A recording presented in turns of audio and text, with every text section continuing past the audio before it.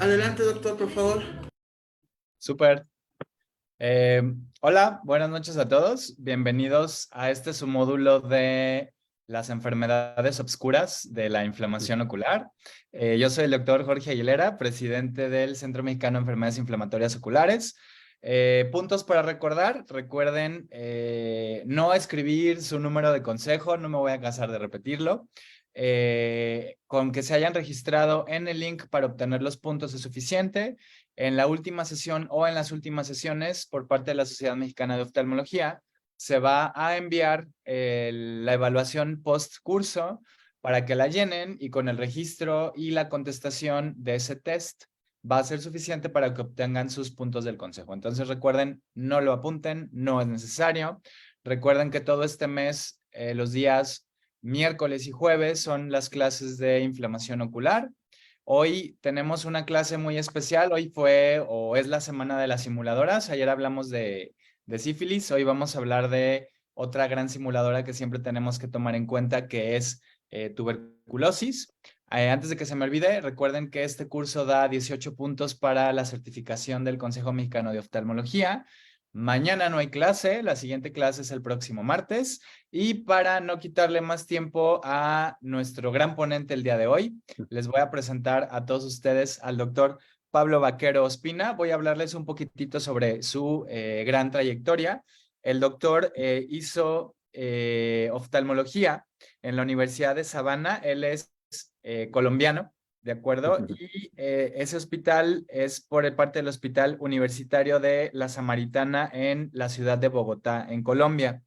Después de hacer oftalmología en Colombia, realiza la alta especialidad en enfermedades inflamatorias oculares en la Asociación para Evitar la Ceguera en México, en Ciudad de México.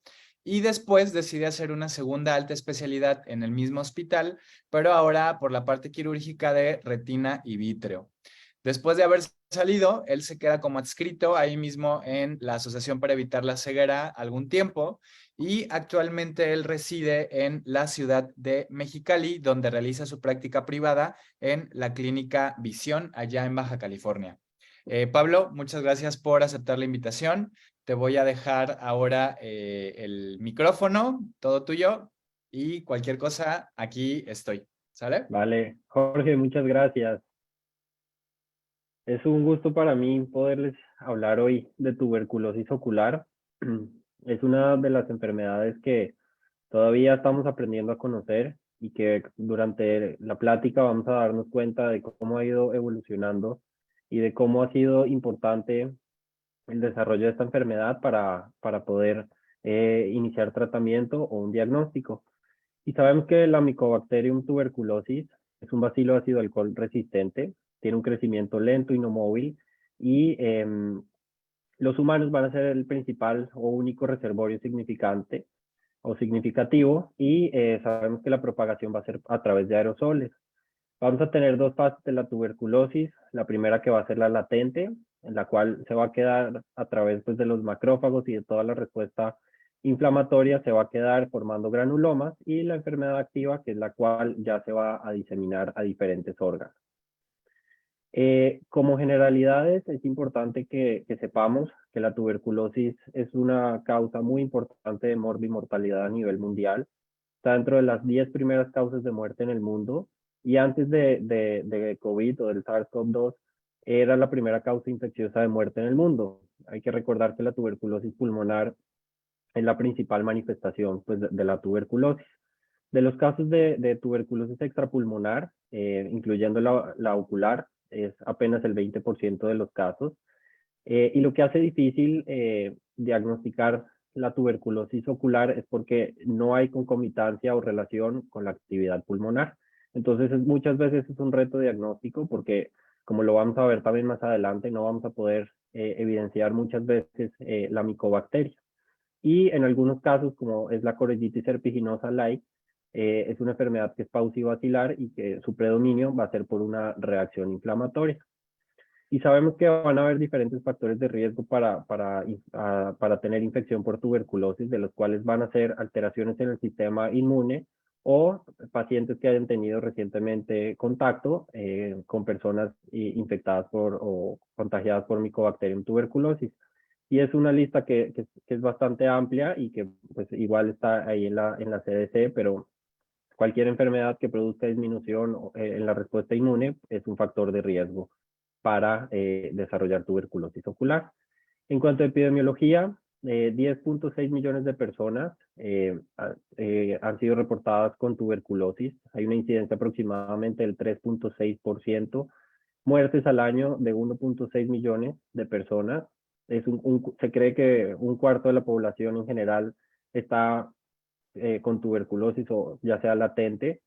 Y hay muchas brechas, desafortunadamente. En muchos países no se estima el número adecuado de diagnósticos, sobre los nuevos diagnósticos, sobre lo que se estima. Entonces, realmente una cifra exacta no se conoce de forma adecuada. Se cree que más o menos que 4.2 millones de personas no diagnosticadas o reportadas oficialmente están en el mundo. 36% de las personas van a tener apenas acceso al tratamiento necesario y como vemos en el mapa, África subsahariana es lo que va a estar más afectado desafortunadamente.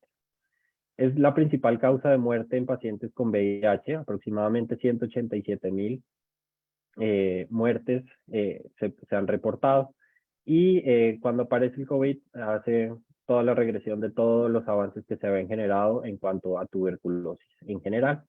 En México, los tres principales estados que tienen reportes de mayores tasas de reportes de tuberculosis están Baja California, Sinaloa y Sonora.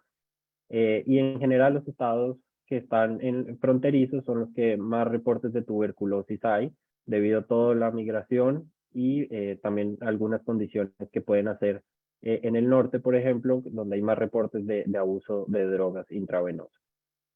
Enfermedades asociadas también a tuberculosis en México, como les había mencionado, todas las que puedan generar cierta disminución en la respuesta inmune, como diabetes, desnutrición, tabaquismo, alcoholismo, usuarios de droga, pacientes con VIH, inmunosupresión, neoplasias, el COVID ahora.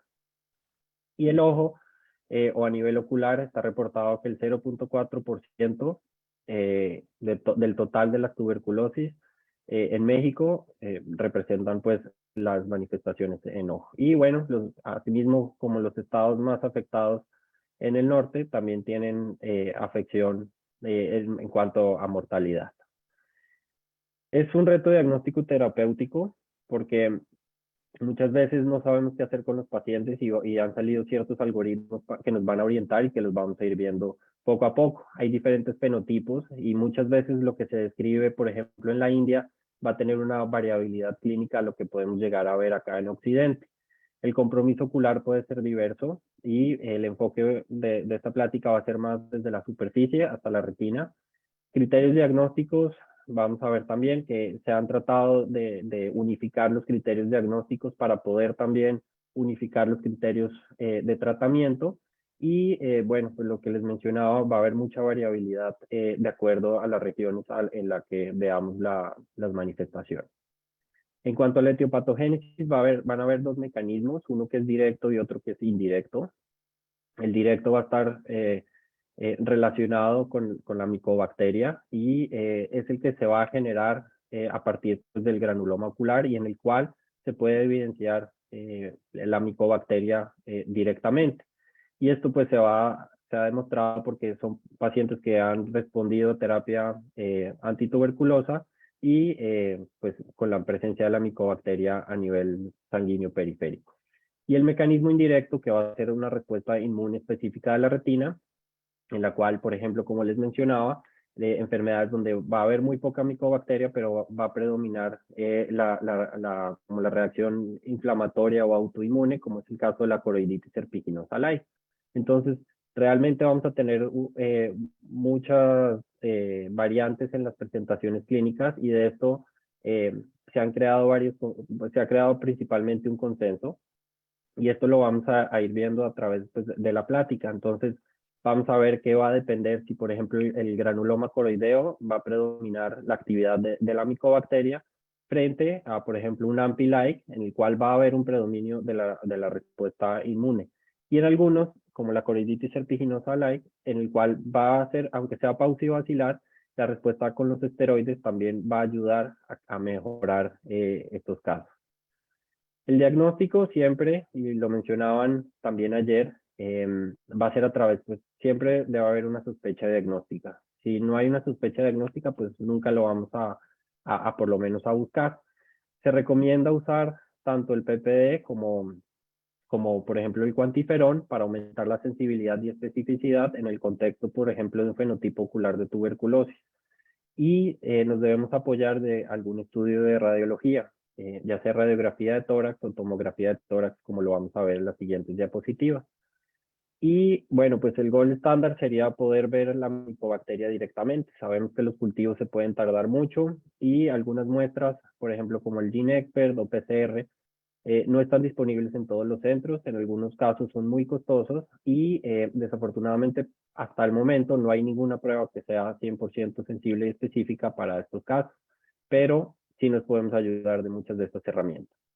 El PPD, sabemos que es una prueba de inyección intradérmica del derivado proteico purificado y dependiendo de la reacción, a la derecha van a ver cómo se debe tomar, porque muchas veces en los laboratorios no toman una medida adecuada. Entonces, si tenemos la herramienta y podemos ayudar también a tomar la medida y estar seguros de cuánto es el valor, va a ser de gran ayuda.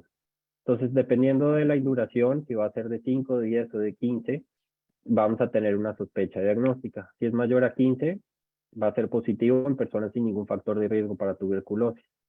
En los casos en los que está más de 10 milímetros, vamos a tener que es positivo en personas que hayan nacido o que en áreas endémicas para tuberculosis, dentro de las cuales la CDC incluye a México, pacientes usuarios de drogas, trabajadores de laboratorio de microbiología, trabajadores de la salud, pacientes que vivan, por ejemplo, en hacinamiento, en cárceles, en hogares, o cualquier enfermedad que pueda generar inmunosupresión o desnutrición o niños menores de 5 años. Y es positivo en cualquier paciente con VIH, contacto reciente con personas con tuberculosis o hallazgos radiológicos compatibles con tuberculosis y cualquier paciente con inmunosupresión. Y dentro de los falsos negativos, la inmunización con vacunas vivas en los últimos 6 semanas va a ser un falso negativo. Pacientes que tengan CD4 muy bajos también son un falso negativo. La mala lectura y un periodo corto entre el test menos de 6 a 8 semanas. Dentro de los falsos positivos, y acá es una de las cosas que es importante que hay que diferenciar, por ejemplo, del cuantiferón o del TB Spot, es que esta no va a diferenciar si es vacunado o no, a diferencia del PPD, que es un falso positivo sí va a ser el antecedente de la vacuna de la BCG. Igual, mala interpretación en la induración o exposición a micobacterias no tuberculosas. El otro estudio es la liberación de interferón gamma, que se va a dar, es una muestra sanguínea, la cual se va a incubar por 16 a 24 horas y lo que va a medir es la respuesta de los glóbulos blancos que van a liberar el interferón gamma y que va a demostrar la positividad o negatividad, pues si es positivo o negativa la prueba.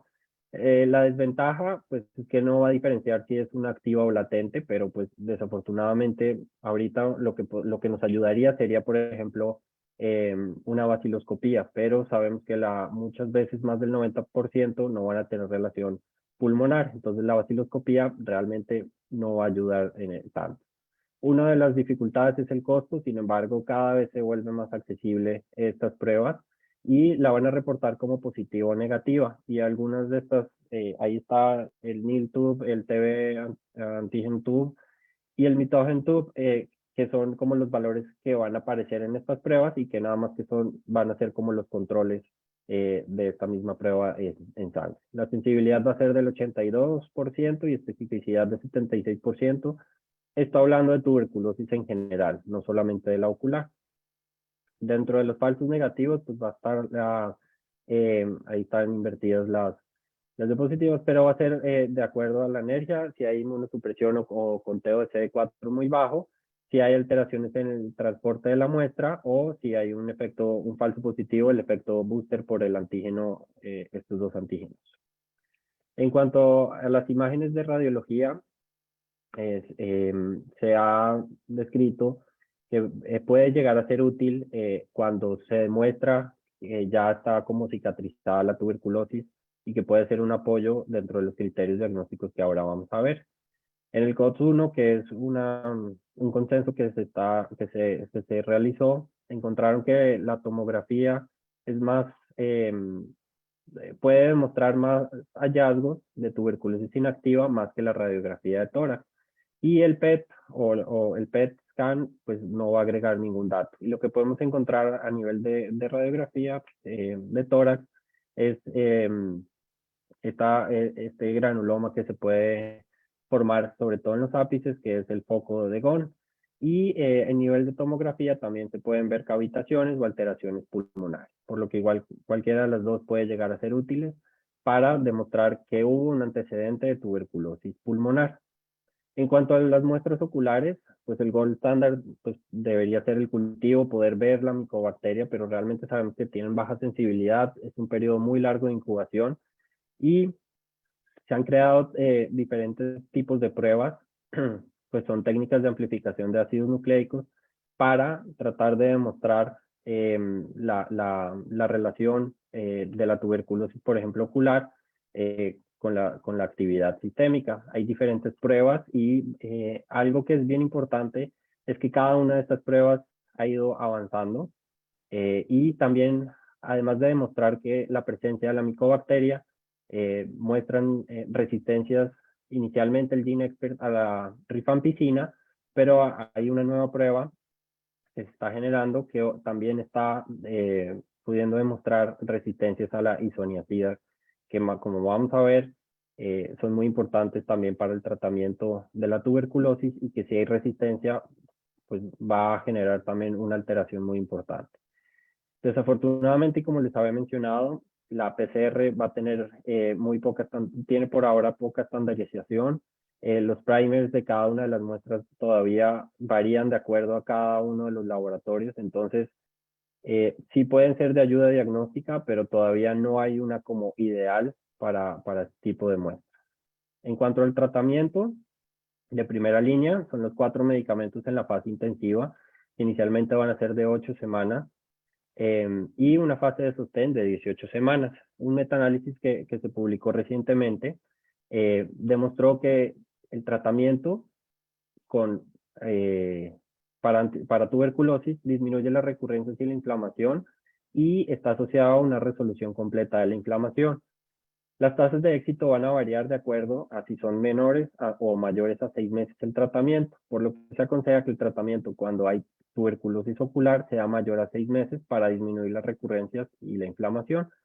Y en algunos casos, como lo vamos a ver también más adelante, el uso concomitante con esteroides puede ayudar con la respuesta inflamatoria. Hay un medicamento o una combinación de medicamentos como la rifapentina y la moxifloxacina, que son esquemas que se dan por 4 meses, pero la CDC sugiere que no se debe dar en pacientes con tuberculosis extrapulmonar. Entonces, por ahora no hay ningún artículo o series o estudios que hayan demostrado la efectividad a nivel ocular, por lo que se prefiere por ahora el tratamiento estándar con los 4 medicamentos. Para los medicamentos para la tuberculosis resistente y extremadamente resistente, tenemos nada más 3 medicamentos, por lo cual es muy importante siempre, y lo recomiendan en varias de la CDC, es que se debe evitar estos medicamentos cuando no son necesarios para evitar pues la resistencia a estos posibles medicamentos que tenemos a la mano para las tuberculosis que son o resistentes o extremadamente resistentes. En cuanto a la tuberculosis ocular, ya para ir entrando al tema, y les hablé del tratamiento porque, como vamos a ver, parte de los algoritmos ya van a estar o consensos, nos van a hablar directamente ya de cada una de las enfermedades. Entonces, en cuanto a la conjuntiva y la córnea, realmente es poco frecuente en Occidente, es mucho más frecuente en la India, donde la conjuntivitis flictenular es una causa importante en la India, a diferencia, por ejemplo, acá en Occidente, donde el Staph aureus ha tomado pues mayor importancia. En cuanto a la queratitis intersticial, es una causa de queratitis intersticial, la tuberculosis es una causa, sin embargo, pues Sabemos que tanto el herpes como la sífilis, enfermedad de Lyme y otras Cogan, también son otras causas de queratitis intersticial. Hay muchos reportes de casos, pero como les menciono, estas manifestaciones son mucho más frecuentes en la India más que en Occidente. Y ya para hablar de la tuberculosis intraocular, se han definido, se han tratado como de hacer ciertos consensos. Esta es una de las clasificaciones en el 2015, donde nos habla de tuberculosis definitiva, probable o posible, de acuerdo a las características. Y vamos a definir como tuberculosis definitiva o ya TB ocular, cuando hay una inflamación ocular compatible con tuberculosis ocular, con la evidencia directa de Mycobacterium tuberculosis en acuoso o en vitrio, o de biopsia coroidea o endorretiniana. Cuando hablamos de probable, es cuando es compatible con tuberculosis, se excluyen todas las causas, hay TB activa pulmonar o extrapulmonar o características, y hay una buena respuesta al control con terapia para tuberculosis. Es posible, y esto es lo que la mayoría vemos a diario en nuestros pacientes, es cuando hay signos sugestivos de tuberculosis ocular, un PPD o un IGRA, que es el cuantiferón o el TB spot, positivos en ausencia de infección extraocular o pulmonar. Y este consenso, a partir de muchas de las cosas que les mencioné, que no había un consenso en cuanto a términos, en cuanto a cuáles tratar, cuáles no tratar, a partir del 2015 se crea como este consenso, donde se incluyen 76 expertos de 25 centros del mundo, tratando de definir los pacientes que tienen alta prevalencia de TB latente y que son difíciles de diferenciar si es activa o si es una reactivación o si es una infección actual, y crear un consenso entre los oftalmólogos, los expertos de uveitis, y así poder también tener una comunicación, por ejemplo, con infectología, para disminuir como esa brecha o ese espacio que siempre ha existido en cuanto al tratamiento de los pacientes. Y bueno, esto hace parte pues, del consenso del COTS, donde fue una encuesta, se les mandaron varias preguntas, de acuerdo si era endémico o no endémico, varios casos, si se les hacía pruebas de PPD o cuantiferón, si se les hacía tomografía o radiografía, y de acuerdo a esto también se decidía si se sugería o no el tratamiento. Dentro de las definiciones, hablan ya de uveitis, escleritis y las coroiditis por tuberculosis. Uveitis anterior, intermedia, posterior, panuveitis y vasculitis de retina como cada punto diferente, escleritis por tuberculosis, y como los vamos a ver más adelante, todas las coroiditis, coroiditis serpiginosa light, multifocal, focal o tuberculoma. E incluyen también tres términos diferentes: remisión, cura o empeoramiento paradójico, para tener también un consenso en términos en cuanto a la respuesta al tratamiento con los antituberculosos, en los cuales está, si hay remisión, es una enfermedad que está inactiva, ausencia de células o inflamación por lo menos 3 meses después de haber iniciado la terapia. Cura, cuando ya está la enfermedad inactiva, 24 meses después de completar el tratamiento. O empeoramiento paradójico, cuando hay una progresión de las lesiones o desarrollo de nuevas lesiones en al menos uno de los ojos en pacientes que están en tratamiento asociado a esteroides 3 a 8 semanas después de iniciar el tratamiento. Y bueno, en cuanto a la uveitis anterior, usualmente puede ser unilateral o bilateral. Lo que sí es más frecuente es que es de tipo granulomatoso, más que no granulomatoso. Como todos los pacientes con uveitis anterior van a tener ojo rojo, fotofobia, depósitos retroqueráticos en grasa de carnero, pero también pueden ser depósitos retroqueráticos finos. Van a tener celularidad en cámara anterior y pueden o no tener fibrina. Nódulos de Keppe o Busacca, si son granulomatosas, cinequias posteriores, pueden hacer glaucomas y principalmente y catarata.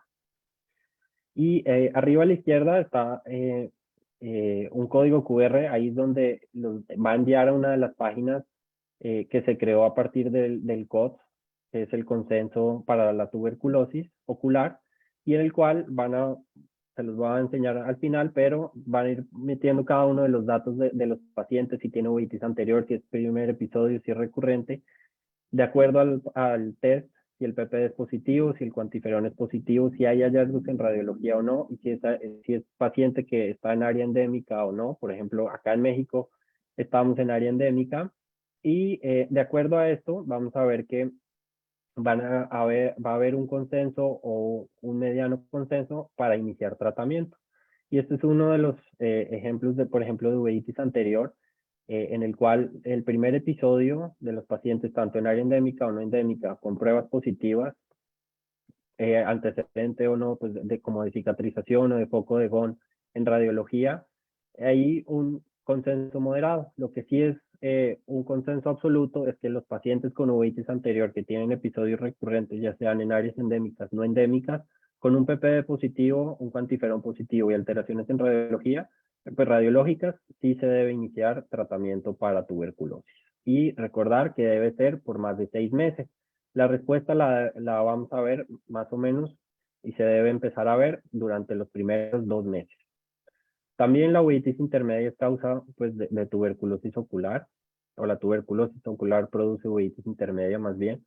Es la menos frecuente de todas las uveitis en tuberculosis. Va a ser igual que las uveitis intermedias, es inespecífica, va a haber vitritis, envainamiento vascular, pueden o no haber lesiones retinocoroideas como lo vemos en la imagen izquierda, que pueden también estar asociadas a lesiones coroideas. Sin embargo, en la India es una causa muy importante de uveitis intermedia. Como les mencionaba, van a ser diferentes fenotipos clínicos en los que podemos ver tanto en los pacientes de la India, por ejemplo, o en México. Y para la uveitis intermedia y la panuveitis también hay diferentes, de acuerdo a los escenarios, si debemos o no dar tratamiento.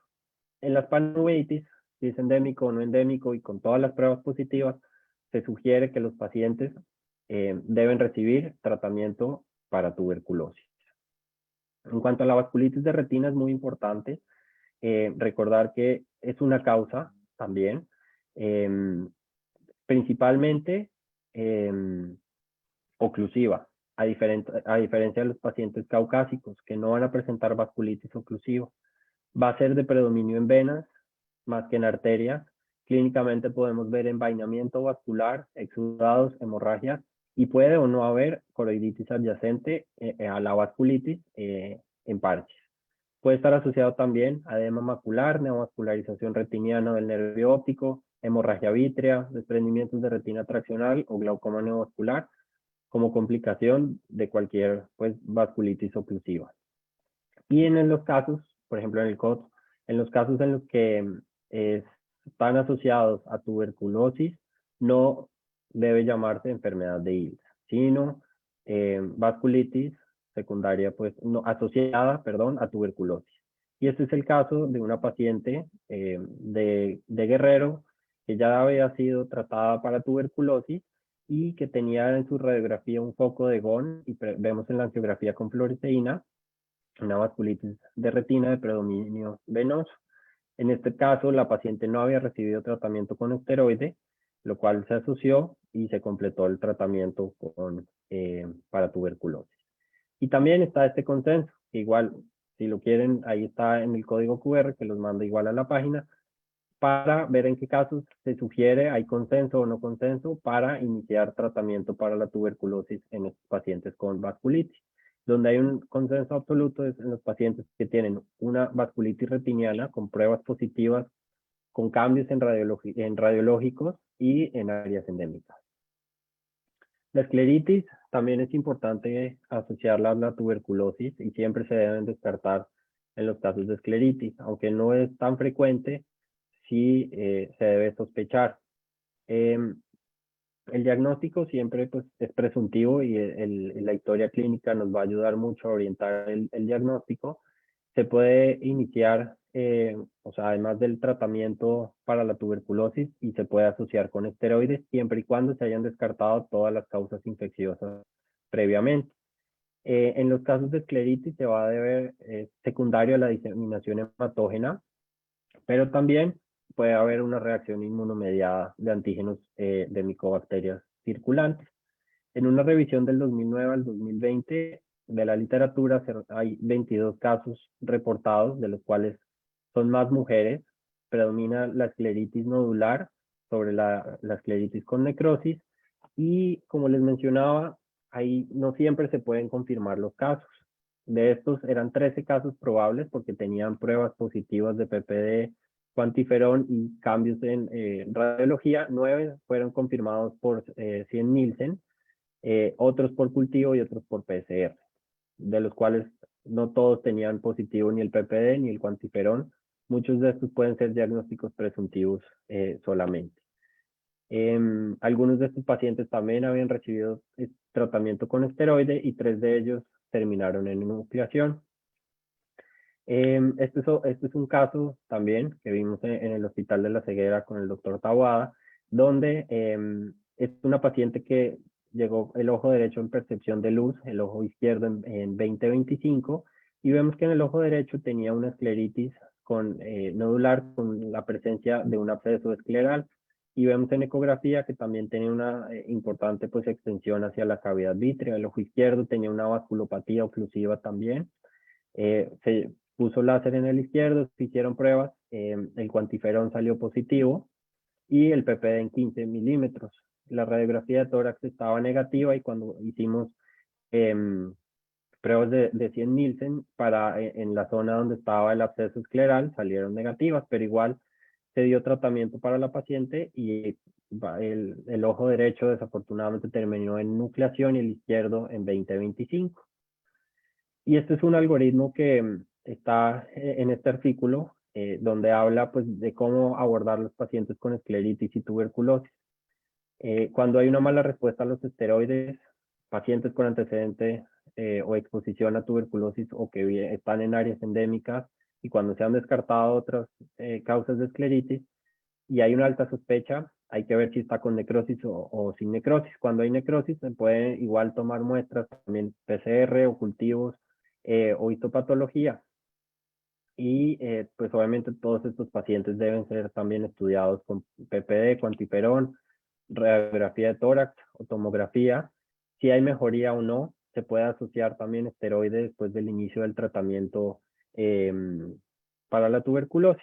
Si hay falla, hay que ver si hay aumento o no del nódulo, si hay que aumentar el esteroide, si no hay necrosis o si aumentó, por ejemplo, la zona del absceso. Hay que ver si realmente es una tuberculosis o hay una coinfección, o si es una resistencia, como les había mencionado. Las principales resistencias van a ser a la rifampicina y a la isoniazida. Se puede repetir biopsia, se pueden volver a tomar Gram, PCR, y ya considerar una segunda línea de tratamiento en estos pacientes. En cuanto a las coroiditis, la uveitis posterior va a ser la manifestación principal de la tuberculosis ocular, y dentro de estas van a incluir todas las coroiditis. Se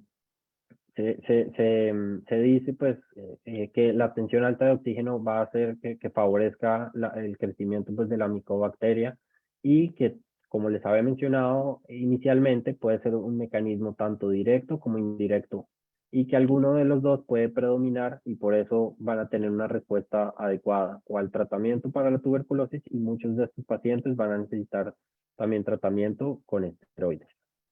Y esta es la coriditis serpiginosa light, la cual se ha descrito que puede ser multifocal, placoide o mixto. La multifocal van a ser estas lesiones que vemos en la imagen A, que son blanco-amarillentas y que pueden ser confluentes. Van a tener los márgenes bien definidos. Y es muy importante en estos casos siempre fijarse en los bordes, porque los bordes son los que nos van a ayudar a diferenciar si hay actividad o no, y si pueden avanzar o progresar. Y como lo vemos en la imagen B, donde están las estrellas, ahí está una zona donde se ve una zona hiperautofluorescente, y que es el camino por donde va a ir progresando. Y es muy importante también valorar en estos casos el nervio óptico, porque los pacientes van a tener usualmente hiperemia del nervio óptico, y va a ser un dato de actividad o de progresión. La placoide van a ser lesiones como más difusas, también tienen como un aspecto que puede ser de aspecto serpiginosa, Y también el borde va a ser amarillento, elevado, y van a ser después zonas de atrofia en el centro, que se van a atrofiar y ya después van a dejar los vasos coroideos visibles. Hay 4 etapas en autofluorescencia que se han descrito, como lo vemos en las imágenes de la izquierda, en las cuales la primera va a ser como difusa. En la segunda etapa hay un anillo que es hipoautofluorescente que va a empezar a rodear la lesión. En la etapa 3, ya cuando empieza a cicatrizar, está hipoautofluorescente. Y cuando está activo, los bordes van a ser hiperauto, o sea, se van a ver más blancos, y la zona de cicatrización ya se va a empezar a ver hipoautofluorescente. ¿Por qué una de las teorías de por qué los bordes van a tener alteraciones es porque hay unos infiltrados directos por los linfocitos a nivel coroideo por infiltración del ADN, pues de la micobacteria en el EPR, que son como las teorías de por qué en estos casos los bordes van a estar activos. La angiografía también sirve, es de utilidad, y el verde indocianina.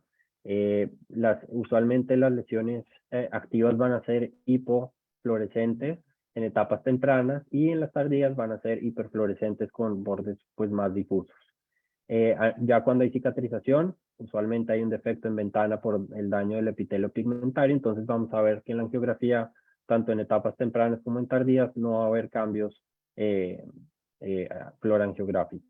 Y muchas veces, como estos tienen compromiso a nivel macular, la membrana neovascular coroidea va a ser difícil de detectar, por lo que el angio-OCT puede ser también de ayuda, o la sospecha clínica también, y OCT macular. Las imágenes de campo ultra amplio creo que hoy en día deberían ser el ideal para que todos pudiéramos hacer imágenes de campo ultra amplio. Sin embargo, pues es difícil, pero sabemos que hay muchas zonas que no alcanzamos a ver periféricas, y en las cuales pueden haber tanto áreas de no perfusión, áreas de neovascularización o de fuga vascular, y que pueden ser datos inclusive pues, de actividad. Y antes de hablar de pérdida indocianina, sí quería poner este apartado, porque siempre ha existido la confusión de si es cianescencia o fluorescencia a los estudios de verde indocianina. Y así como lo mencionan, los previamente conocidos síndromes de puntos blancos, que ahora son coricapilaritis, se deberían llamar fluorescentes, porque la cianescencia pues, es un efecto óptico, no es algo que deberíamos llamar. Entonces, en verde indocianina les voy a hablar de fluorescencia también. Es de gran utilidad principalmente para ver la patología coroidea. En las zonas que van a estar activas vamos a ver hipofluorescencia en etapas tempranas y tardías, como lo vemos en las flechas amarillas. Y cuando hay cicatrización, ya las fases tardías se van a demarcar muy bien, principalmente en la angiografía con fluoresceína, y se pueden empezar a ver ya visualización pues, del flujo coroideo, que ya va a sugerir atrofia pues, de la coriocapilar. Pueden haber también puntos hiperfluorescentes de bordes bien difusos en fases intermedias, hiperfluorescencia coroidea tardía por fuga, que esto lo mencionan como algo muy característico en la coriditis serpiginosa like por tuberculosis. Y cuando ya es una cicatriz, pues va a quedar hipofluorescente, ISO y hipofluorescencia en fase tardía. No va a cambiar, va a ser como el efecto de ventana, pero a nivel de la angiografía con fluoresceína. En OCT también podemos ver varias cosas. Pueden haber disrupción de los fotorreceptores de las capas externas, adelgazamientos del EPR, fibrosis subretiniana cuando ya son cambios más avanzados. Puede haber atenuación en la zona de la interdigitación de la retina externa, alteraciones en la zona mioide, en la coriocapilar, y en el EDI puede haber isquemia de la coriocapilar, que son las imágenes que se alcanzan a ver con acercamiento. En cuanto al tuberculoma, es el granuloma coroideo por tuberculosis. Sin embargo, se ha llegado, en el consenso mencionan que no se debe hablar de granuloma, porque el granuloma es un diagnóstico histopatológico. Entonces, sabemos que va a ser un complejo de macrófagos y de células epitelioides, y que también va a tener una reacción inmune debido a su alta vascularidad en la coroides. La principal localización va a ser a nivel macular, también puede estar en el nervio óptico y en la retina periférica, y hay que diferenciarlo de los tubérculos, que lo vamos a ver en las siguientes diapositivas. Los tuberculomas usualmente son lesiones que son grandes y solitarias, pueden o no tener asociado líquido subretiniano, como lo vemos en el OCT de la imagen. Tiene una rápida multiplicación del bacilo, porque hay una destrucción por necrosis, hay absceso subretiniano y se describe que puede haber neovascularización asociada en estos casos.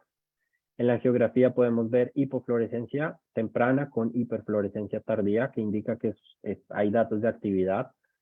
Igual, por daño del epitelio pigmentario de la retina, cuando ya están inactivos, hay un patrón en ventana. Y cuando hay presencia de líquido subretiniano, como es el caso de la imagen, hay hiperfluorescencia temprana con dilatación capilar y aumenta la hiperfluorescencia, como lo vemos en esa imagen de angiografía.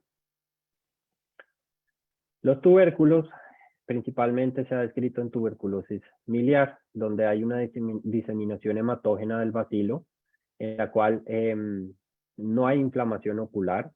Usualmente pueden ser uni o bilaterales y usualmente son múltiples, como los vemos en las imágenes de la derecha.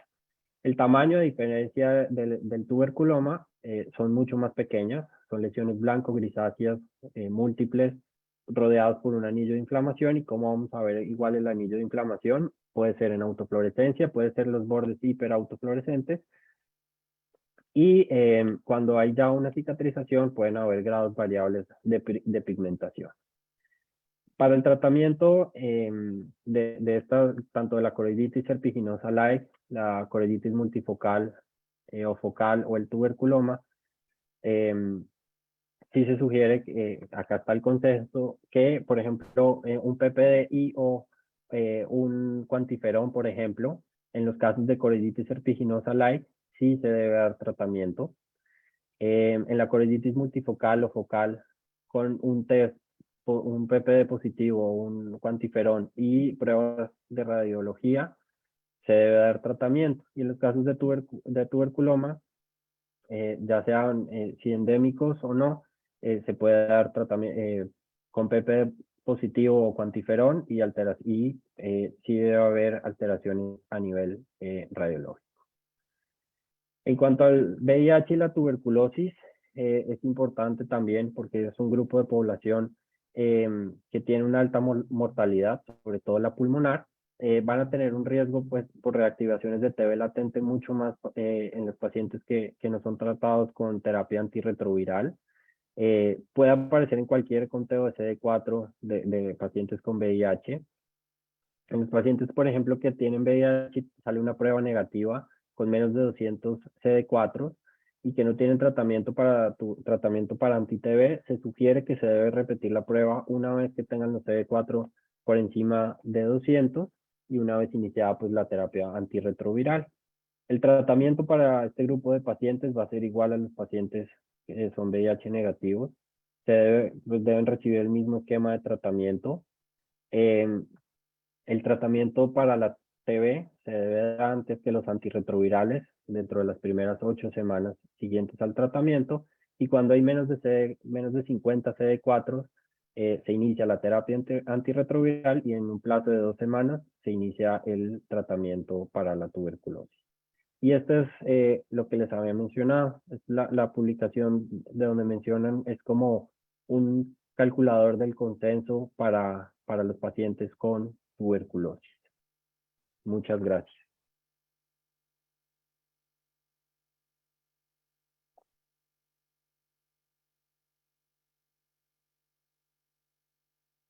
Súper. Muchas gracias, Pablo. La realidad es de que, pues, como ya lo platicábamos tras bambalinas, es un tema como súper difícil que inclusive nosotros que nos dedicamos a este tipo de enfermedades, vaya, nos cuesta mucho trabajo por obviamente el abanico de diagnósticos que se tienen para esta enfermedad, pues llegar a un diagnóstico certero, ¿no? Creo que la mayoría de nosotros Sí, siempre nos quedamos como con la sospecha y son en realidad pocos los casos donde literal tenemos completamente la certeza de que lo que estamos mirando es una tuberculosis, ¿no? De Eh, acuerdo. mm, la realidad es de que lo manejaste muy bien por todos los algoritmos que vienen en los CODs, que están un poquitito revoltosos, pero creo que nos facilitaron mucho al haber sacado esa calculadora que podemos estar consultando en línea para nosotros también, pues de alguna manera a lo mejor sugerirle cierto camino a infectología, ¿no? Cuando nos enfrentamos a este tipo de pacientes. Vamos a Sí, de comenzar acuerdo. entonces ahora con la sección de preguntas y respuestas. Perfecto. Recuerden que el doctor y yo no tenemos la verdad absoluta, entonces lo que les podamos ayudar con la experiencia poca o mucha que tengamos, con gusto. Si hay algo que no sepamos y lo podamos investigar, se los decimos, y si hay algo que todavía la ciencia no pueda resolver, pues nos vamos a quedar todos con la duda. Entonces, vamos a comenzar. La primera pregunta, Pablo, nos dicen, ¿la prueba de PPD aún está disponible fácilmente en los laboratorios? Sí. Por ejemplo, tú en experiencia que estuviste más recientemente en Ciudad de México y ahora que estás allá en el norte del país, ¿qué experiencia tienes con PPD? Y si quieres, yo comento ahorita un poquitito la experiencia acá en el occidente del país. Vale, sí, o sea, en la Ciudad de México y eso, o sea, teníamos, pues en el Hospital de la Ceguera teníamos la ventaja que ahí hacían el PPD, pero sí, por ejemplo, o sea, sin tener ningún interés ni nada, en el Chopo lo hacen y hay ciertos laboratorios que lo hacen. Acá en Mexicali, por ejemplo, también en el Chopo y hay algunos laboratorios y si no los mandan a ciertos centros de salud que están dedicados a tuberculosis y ahí les hacen la prueba también. Exactamente, acá igual en el occidente, para la gente que está cerca o que tienen, de hecho, sucursal Chopo, a veces ahí el problema es que la gente que mete los datos al sistema lo busca como PPD Ujú, y en Chopo aparece como Mantux. Entonces, a exacto. lo mejor esa es como la confusión de que no lo encuentren, esa es una razón. Acá también en Guadalajara y ciudades grandes, capitales de estados donde me llegan a referir pacientes como son Colima, Tepic, de Morelia, inclusive pacientes. Hay ciertos laboratorios que lo llegan a tener. Sí hubo un tiempo donde, sobre todo a nivel de pandemia, lo tuvimos un poquitito escaso y la realidad es de que los costos de un IGRA, que usualmente Ujú, lo que pedimos, cuantiferón, a un PPD, la verdad es de que sí sí. son abismalmente diferentes y dependiendo de la población, salvo en casos muy particulares, siempre preferimos un PPD, ¿no? Creo que es Sí, lo que debemos de tomar en cuenta. sí, de Ujú. acuerdo. O sea, desafortunadamente el costo de los IGRA son altísimos. O sea, hay laboratorios que van desde 4.400 hasta 10.000 pesos fácilmente. Entonces, eso es una barrera, desafortunadamente. Sí, de una barrera de acceso para nuestros pacientes, pero sí, la Sí. realidad es de que búsquenlo PPD o pídanlo como Mantox. Em, Pablo y yo no tenemos ningún tipo de alianza con Chopo, pero Nada. es de donde usualmente de las cadenas grandes de laboratorio donde a veces lo podemos conseguir fácilmente, ¿no? La siguiente pregunta nos ponen, en el mapa de distribución de tuberculosis en México, ¿ya empieza a aparecer en el mapa del estado de Nuevo León? La realidad Sí, es que según yo recuerdo, sí. sí, No sé les si voy a a lo poner mejor, otra vez el ahí mapa. está, sí. Ahí está, pero sí, ahí está. Nuevo León aparece con 27.8 Sí, de hecho es de los estados por cien también mil. con más alta, este es de incidencia, sí, ¿verdad? Sí, de incidencia. Sí, es de los estados de más alta incidencia. Entonces, Ujú. sí, sí, sí, como respuesta a Claudia, ahí está el mapa. Y de Eh, mortalidad está en tercer lugar. exacto. Por Entonces, tuberculosis en general, ¿no? O sea, sí, debe claro, ser aquí claro. no necesariamente hablamos de tuberculosis puramente ocular. Acuérdense que el porcentaje de ocular es Muy bajo. extremadamente bajo, menos del 1%. En un consultorio particular donde realizan el PPD, híjole, creo que ya hablamos de lo de los laboratorios. Sí. Eh, Nada más, hace- sí, sí es importante que sepan, o sea, que es un laboratorio, que sea un laboratorio confiable y que si les queda la duda, no vean el eritema, sino midan la induración. Eso es muy importante. Creo que esa parte me la pasé un poco rápido, pero si quieren les puedo eh, sí, volver a poner esa parte que creo que sí. A ver, si quieres, espérame un segundo que algo No, pasó acá. adelante. En lo que pones la presentación, Pablo, justamente comentar algo, es justamente eso. Si van a mandar a hacer un PPD, mándenlo a laboratorios confiables, porque luego una mala prueba de PPD nos va a echar a perder esa prueba y a veces cuando sucede esto los vamos a tener que mandar a hacer ya un IGRA por la cuestión del efecto booster que les comentó un poquitito Pablo sobre las siguientes semanas después de haber realizado la prueba. Entonces, mucho, mucho, mucho cuidado con esto. Y Ajá. ahora sí, aquí está Esto la imagen. exacto, esto es lo que recomienda la CDC, que se debe hacer, bueno, con la jeringa de tuberculina, el bisel hacia arriba, y la lectura se debe hacer entre 48 y 72 horas. Si se hace después de 72 horas, ya se sugiere que no se, o sea, que ya no cuente la prueba. Y se debe medir la zona de la induración, no medir el eritema. Y se debe medir el diámetro en el antebrazo, pero perpendicular, o sea, al antebrazo. Exacto. Eso es súper importante. Y una cosa muy importante que de hecho ahí en la foto de Pablo lo veíamos, pruebas que se ulceran usualmente son altamente sugestivas de una prueba positiva, ¿sale? Usualmente son pruebas donde la induración es muy grande y ya el hecho de que esté ulcerado nos habla de la gran inflamación que provocó la prueba, ¿no? Que era lo que anteriormente se conocía como BCGitis, ¿no? Sí, literal, Con la sí. vacuna. Sí. Ajá. Nos preguntan que en la experiencia cuántas veces hay PPD confiable. Híjole, la realidad es de que yo cuando los mando al laboratorio los tomo todos como si fueran confiables, pero recuerden que no hay ninguna prueba 100% sensible y específica. Entonces, puede haber falsos positivos, sí, y también puede haber falsos negativos en mayor o menor porcentaje. Entonces, eso es muy, muy, muy importante que Sí, lo de sepan, acuerdo. ¿vale?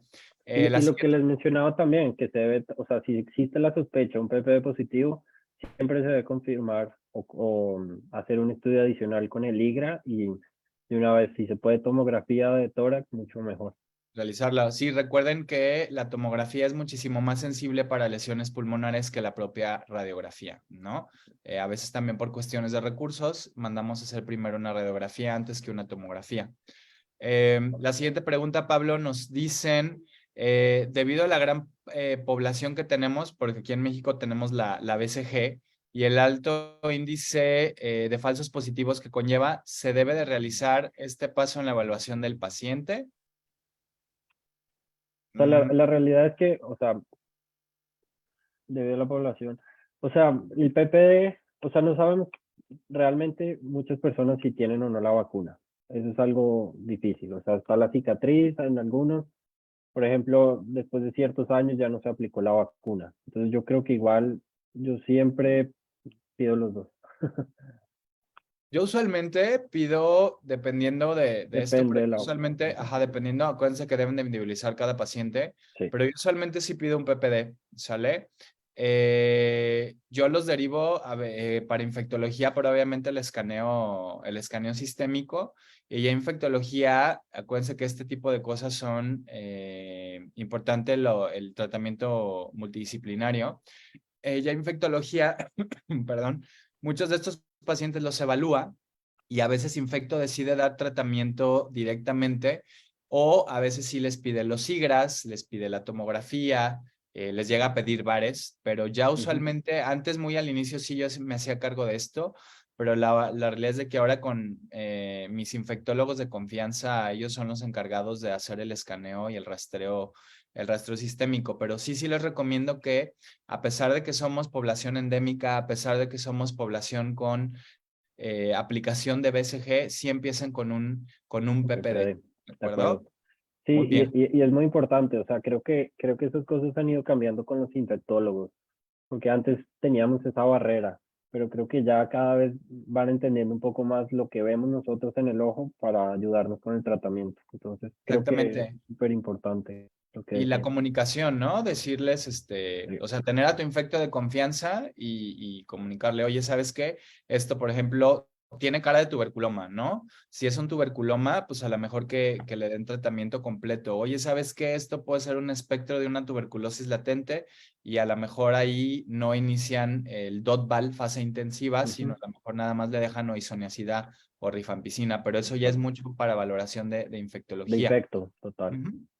Nos preguntan, Pablo, el tratamiento que se recomienda el centro de salud es por 10 meses o que se lo den 6 meses. Lo que les mencionaba, o sea, en el metaanálisis que se hizo y se publicó este año, sí sugieren que sea por lo menos más de 6 meses el tratamiento para TB ocular. Ujú. Entonces, más de 6 meses es lo que se recomienda para disminuir recurrencias y Sí. mejorar. Y siguiente pregunta, un poquitito capciosa, nos dicen que ¿por qué no les damos tratamiento a todo? ¿Qué respuesta nos das para eso, Pablo? Y está bien difícil eso. Sí, la verdad es que es una pregunta difícil. Sí, Una de las mejor de las respuestas más fáciles es no se les da tratamientos a todos por la cuestión de las resistencias, ¿sale? Ese es una de los pilares importantes porque somos sí, zona endémica y las resistencias. No se tocó en la charla porque no estamos hablando de infectología, pero la micobacteria es una de las bacterias que más tienen preocupadas a la Organización Mundial de la Salud por el alto nivel de resistencias a antibióticos que hay. Entonces, ese es uno de los pilares súper importantes por el que no tratamos a todas la tuberculosis. de Y esto acuerdo. hablando sobre todo de latentes, las activas obviamente las tratamos, Sí, de acuerdo. pero hablando de las tuberculosis latentes, ese es uno de las principales Sí, situaciones. No sé si tú quieras comentar algo sí, más. no, de hecho, o sea, uno de los tratamientos que tenemos en este momento para las resistentes y extremadamente resistentes es la moxifloxacina y muchas veces la estamos usando por usar y de hecho cosas de las que recomiendan las CDC es, o sea, si hay otra opción de tratamiento, por ejemplo, para infección de vías urinarias, usar alternativas, Exacto. porque si no nos vamos a quedar sin medicamentos para la tuberculosis. De hecho, ya nos estamos quedando Mm, sin medicamentos, ¿no? Pero sí, sí. mucho cuidado en este sentido. Nos preguntan que si cuantiferón es lo mismo que IGRA. Es una de las pruebas, el IGRA es una de las pruebas, está el cuantiferón TB Gold y el TB Spot, son como de las dos pruebas de ese grupo de De pruebas, estudio. de estudios, Ujú. sí. Súper, muy bien. ¿Cómo puedo revisar las pláticas grabadas? Ajá. Te metes a Facebook, en Facebook buscas Sociedad Mexicana de Oftalmología y ahí aparecen en publicaciones todas las pláticas que tenemos. Me preguntan que dónde me pueden referir pacientes. Muchas gracias. La realidad es de que todavía yo soy ahorita el presidente, pero no he podido actualizar la página del Centro Mexicano de Enfermedades Inflamatorias Oculares. Ahí aparecen todos los que somos miembros y pueden checar en qué estados y en qué ciudades estamos cada uno de nosotros. Inclusive, Rafael, puede ser que haya alguien de mis compañeros expertos más cerca de ti que yo y pudiera referirlo directamente a él o a ella en lugar de a mí, si es que por cercanía y por cuestión económica le sale mejor a tu paciente. Yo estoy justamente ahorita en vías de actualizar la página del centro, pero ahí lo puedes checar, ¿de acuerdo? Siguiente pregunta, ¿qué tan frecuente vemos esta enfermedad y qué pronóstico visual tienen estos pacientes con afección de coroides y con el tratamiento adecuado? Creo que es una respuesta amplia, pero si quieres, Sí, Pablo. o sea, ¿qué tan frecuente? Yo creo que la estamos sospechando cada vez más. Y, por ejemplo, la coroiditis, las multifocales y eso sí se ven, no es de todos los días, pero sí es frecuente. El pronóstico visual va a depender también, uno, del momento en el que ya vamos a llegar a la enfermedad y dos, del compromiso que puedan tener a nivel macular o todas las complicaciones derivadas de la uveitis, o sea, si tienen glaucoma, cataratas asociadas o no. Entonces creo que va a depender de cada caso en particular, pero si llegamos a tiempo, no hay compromiso macular o alguna otra complicación, en general tienen buen pronóstico. Nada más que siempre, Exacto. usualmente llegamos tarde porque o han sido diagnosticadas por otra cosa o ha pasado mucho tiempo en lo que se hace en el estudio por el costo, por muchas variables. Exacto. Acá, por ejemplo, la realidad es de que sí es relativamente, recuerden que ojo no ve lo que el cerebro no sabe y si no sospechan esta enfermedad se les puede pasar. La realidad es de que yo, por ejemplo, acá en Guadalajara me he enfrentado a muchas vasculitis de tipo oclusivo que su causa es una tuberculosis latente. Entonces, en las vasculitis es una de las cuestiones que más deben de sospechar y ya en las coroiditis, dependiendo del tipo de manifestación de los que ya les comentó Pablo, deben de también tomarlos mucho, mucho en cuenta, ¿no? Sí, de Eh, acuerdo. felicitaciones. Nos preguntan que el Quantiferon Gold, ¿en qué laboratorios está disponible? Depende también de cada estado. Entonces, siempre pedir Quantiferón, TB Gold Exacto. y preguntar, sí, porque depende también de cada estado. Exacto. Me parece que, por ejemplo, allá en el norte lo tienen disponible, por lo menos los datos que yo tengo de las Baja Californias, al menos en Nuevo León, en Tamaulipas, Chihuahua y Coahuila lo tienen presente. Occidente de acá del país, por lo menos Jalisco, la zona de Nayarit y Colima lo tienen también disponible. Y muchas veces, a veces no lo tienen disponible en el laboratorio, pero tienen acuerdos con un laboratorio más grande que muchos de ellos los mandan a Ciudad de México para procesarlo. Entonces, es cuestión nada más de que hablen directamente con el laboratorio para ver si ahí mismo lo procesan o lo mandan procesar a lo mejor a alguna ciudad más grande o a la capital. Pero la realidad es de que no es tan difícil de encontrar el Quantiferon Gold, pero lo que sí es a veces es Costoso. el recurso para que se lo haga. Sí. ¿Sale?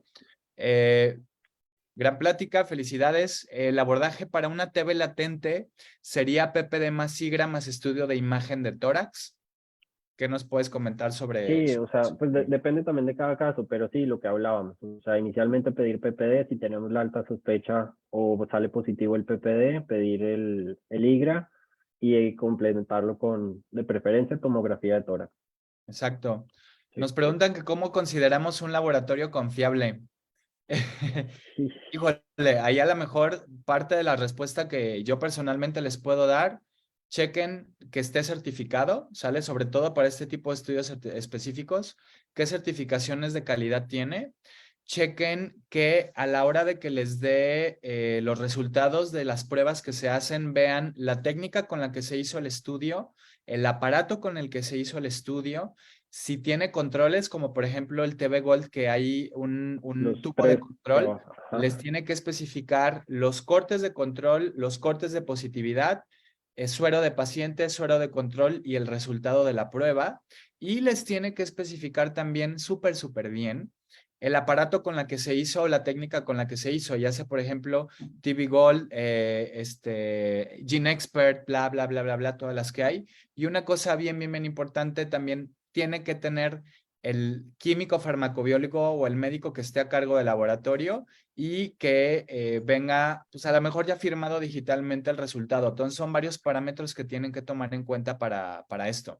Esa es una de las maneras en las que yo obviamente me doy cuenta que son un Confiable. laboratorio confiable. No sé si tú quieras agregar algo, Pablo. Todo de acuerdo, todo de acuerdo. Uno ya, o sea, de acuerdo, igual, dependiendo de cada estado, ya uno va sabiendo el laboratorio, la calidad y si tienen o no pruebas de, o sea, tubos de control y todo. Exactamente. Otra cosa en la que también se pueden apoyar con otras especialidades, por ejemplo, aquí en Infecto. infectología, que pregunten con infecto usualmente qué laboratorios ellos consideran confiables para hacer tal o cual prueba, ¿no? Muy bien. ¿Cuál es el seguimiento para los pacientes positivos, Pablo? Ok, ¿Cómo se les da el seguimiento a este tipo de pacientes? está bien. Como les había mencionado, hay como tres puntos importantes y es ver la inflamación ocular, cómo va evolucionando. Dependiendo si van a ser uveitis anterior, intermedia o posterior o coroiditis, vamos a hacer estudios ya no de laboratorio, ni PPD, ni cuantiferón, ni tomografía, van a ser estudios ya más específicos. En los casos, por ejemplo, de coroiditis, la autofluorescencia ayuda muchísimo para el seguimiento, sobre todo ver los bordes. Em, para los casos, por ejemplo, de uveitis intermedia, uveitis posterior o panoveitis, la celularidad, pues en vitro debe ir mejorando. Más o menos tenemos como esos 2 meses que si no hay mejoría hay que pensar pues, en otra cosa, e igual con la uveitis anterior. O sea, es más un seguimiento clínico y de imagen multimodal más que pues, de algún otro tipo de laboratorio o algo. Exacto, salvo que, por ejemplo, ahí agregando a la respuesta de Pablo que fuera una TB latente, perdón, una Ah, TB activa, obviamente ver que los granulomas o los ujú, tuberculomas pulmonares disminuyan.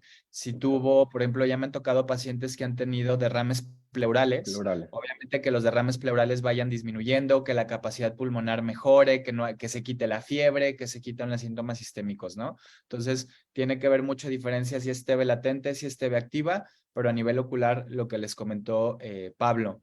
Nos comenta, nos hacen un comentario debido a que con los biológicos Ah, ya nos piden las pruebas de TB para sí. iniciarlos. Obviamente ya no es tan difícil que lo Ujú, encontremos. Es exacto sí, lo que nos comenta porque, porque la Elia. tuberculosis es contraindicación absoluta para inicio de tratamiento biológico. Exacto. Y usualmente aquí personalmente, por lo menos los que utilizamos o el que utilizamos para uveitis, yo más que PPD ahí sí les pido directamente un Cuantiferol. cuantiferón. Ujú. Ujú. Entonces, nada más para que lo tomen en cuenta. Diferencias, Pablo, si nos puedes decir unas diferencias rápidas entre una serpiginosa, que yo les me gusta decirles serpiginosa clásica, a una serpiginosa tuberculosa, más Ajá. o menos qué características clínicas tiene una y otra. La serpiginosa, o sea, va a ser de bordes como mucho más definidos, o sea, va a ser la clásica serpiginosa que va a seguir el trayecto de los vasos. La serpiginosa like van a ser muchas más lesiones, es más como multifocal, no va a seguir un patrón y cuando hay datos de actividad en los bordes, ahí es donde tiene como ese patrón serpiginoso o serpiginoide en los bordes, pero a diferencia de la clásica es eso, o sea, la clásica es mucho más definida, la like es como muchos más puntos y va creciendo diferente. Es como Exactamente. en general. Ahí agregando un poquitito también, la serpiginosa tuberculosa, muchas de las veces las llegamos a ver con pocas células en vitro y en cámara Ujú, anterior, a diferencia de la clásica, pero son como las maneras de reconocerla. Nos preguntan, Pablo, que qué pasa con los pacientes en la frontera ujú. México-Estados Unidos, donde obviamente sabemos que en Estados Unidos, como no se considera un área endémica, no se pone BCG. ¿Hay más tuberculosis por esta causa? ¿Por qué no se usa la BCG?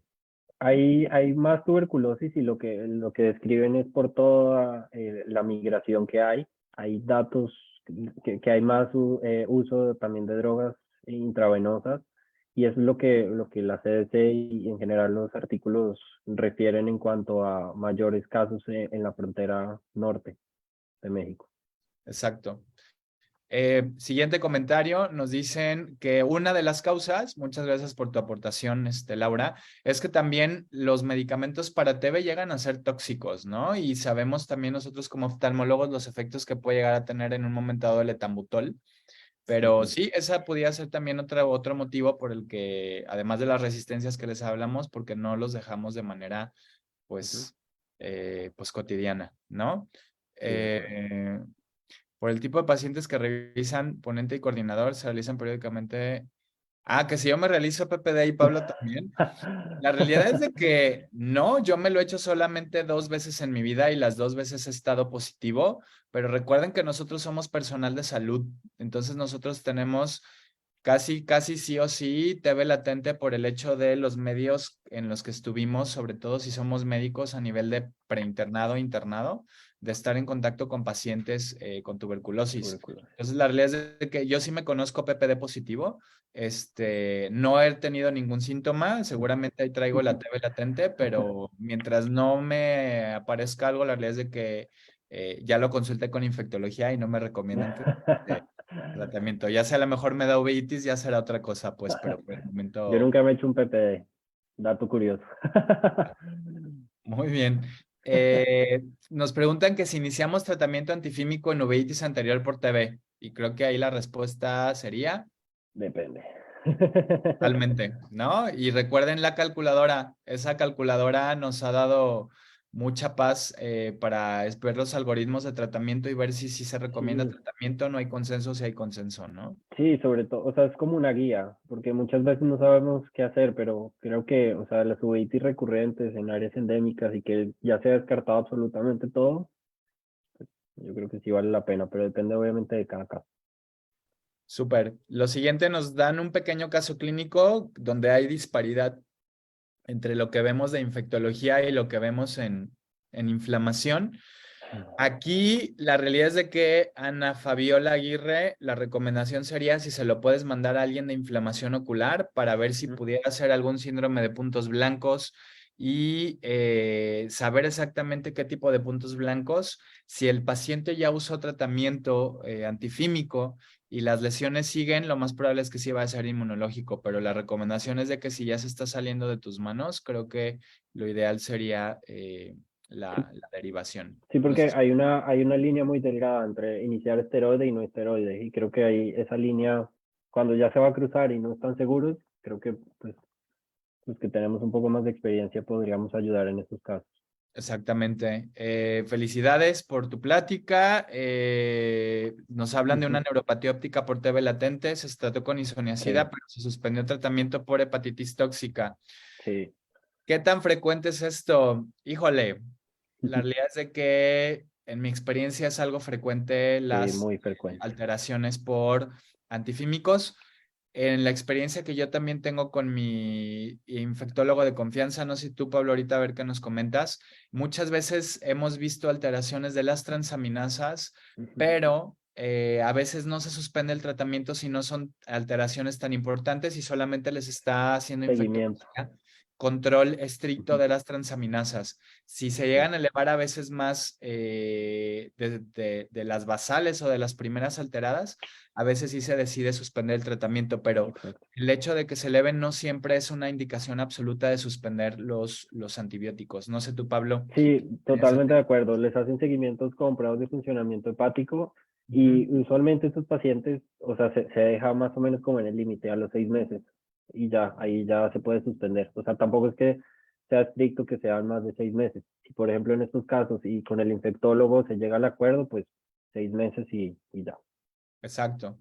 Muy bien. Y pues ya nada más nos hacen el comentario de del tratamiento con los medicamentos por 6 meses. Ujú.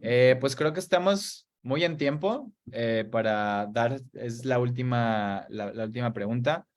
Bueno, nos dicen, sí, acuérdense, trátenlo más que con medicina interna. La recomendación es que si tienen más bien un infectólogo, acérquense más bien a infectología más que a medicina interna. ¿Sale? Eh, pues nada, muchísimas gracias a todos. Gracias Sí, por muchas gracias. volvernos a Ujú. sintonizar en sus noches de enfermedades inflamatorias oculares. Eh, Muchísimas gracias a nuestro ponente. Muchísimas gracias, Pablo. La verdad es que No, excelente ustedes, muchas ponencia, un tema gracias. muy complicado. La verdad es que lo hiciste muy fácil, muy didáctico, muchas imágenes, Ujú. que creo que eso también es muy, muy, muy importante para poder nosotros aprender. Y pues nada, recuerden, próxima sesión, nos vemos el próximo miércoles, donde vamos a hablar de la familia herpes. Vamos a ver manifestaciones anteriores y posteriores. El jueves tenemos la plática de toxoplasmosis y nos quedan 3 sesiones más. La última sesión va a ser cirugía en uveitis, va a estar muy interesante, catarata, glaucoma y retina, 3 expertos hablando de esto. Descansen, cenen rico y muchas gracias por habernos sintonizado. De nuevo, muchas gracias, Pablo. Ujú. Que No, a descanses ti, a y ustedes, muchas gracias. pasen linda noche. Hasta luego. Adiós.